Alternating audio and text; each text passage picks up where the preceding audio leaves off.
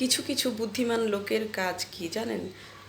যে দেখেছি, যেমন বাসায় আছে, বাসা থেকে দেখলো যে রাস্তায় একটা মেয়েকে বা একটা বাচ্চাকে অপহরণ করার চেষ্টা করছে। তো দেখে যেমন দেখলো তার নিচতলায়, সে জানলো বা একটা বাচ্চাকে, একটা ছেলেকে হ্যাঁ অপহরণ করার চেষ্টা করছে, তখন দেখা যায় কি সেই লোকটা নিজে প্রতিবাদ করতে না পারলেও আশপাশের লোকজনকে নিয়ে অথবা থানায় সাথে সাথে ফোন দিয়ে সে প্রতিবাদ করলো। সেই তখন দেখা যায় ওই জায়গাটা একটা অপরাধ থেমে গেল চিরতরে।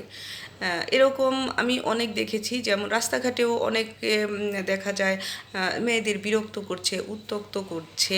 হুম এই উত্ত্যক্ত করাটা, এই বিরক্ত করাটা, এটা রোধ করতে হলে আপনাকেও সচেতন একজন নাগরিক হতে হবে। আপনি যদি সচেতন না হন, তাহলে আপনার বাচ্চাকেও এরকম একজন করতে পারে, পারে না?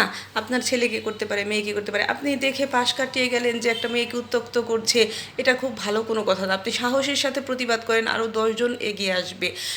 যে আজকাল দেখা যায় প্রতিবাদ করতে গেলেও ভয়, কিন্তু না, সে ভয়কে আমাদের মানে একদম ঠেলে দূরে সরিয়ে দিয়ে আমাদেরকে সাহসটাকে ছিনিয়ে আনতে হবে।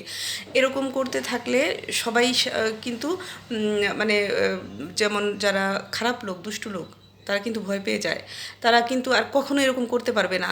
এরকম প্রত্যেক জায়গায়, মহল্লায়, এলাকায়, সব জায়গায়, বাসায় প্রতিবাদ করতে থাকুন। অন্যায় দেখবেন হবে না, আপনার প্রতিও অন্যায় হবে না। নিজেরটা সবসময় খেয়াল করবেন যে অন্যেরটা যে দেখে আমি খুশি হচ্ছি, আজকে আমার বাচ্চার যদি এরকম হতো তাহলে কি হতো। ওই অন্যের স্থানে নিজের বাচ্চাকে দেখবেন, নিজেকে দেখবেন, তাহলে দেখবেন আপনার ভিতরে প্রতিবাদ জেগে উঠেছে। এবং অন্যায়কারীরা বা ছিনতাইকারীরা বা সমাজে যারা এই যে উত্ত্যক্ত করে, মানুষকে বিরক্ত করে, পরিবারে যারা আছে, তারা কিন্তু একেবারে চিরতরে থেমে যাবে। ফলে সবাই ভালো থাকতে পারবেন, কিছুটা হলেও ভালো থাকতে পারবেন। কিছুটা বলাটাও অনেক বেশি ভালো থাকতে পারবেন সবাই, তাহলে আমরা, এটাই আর কি।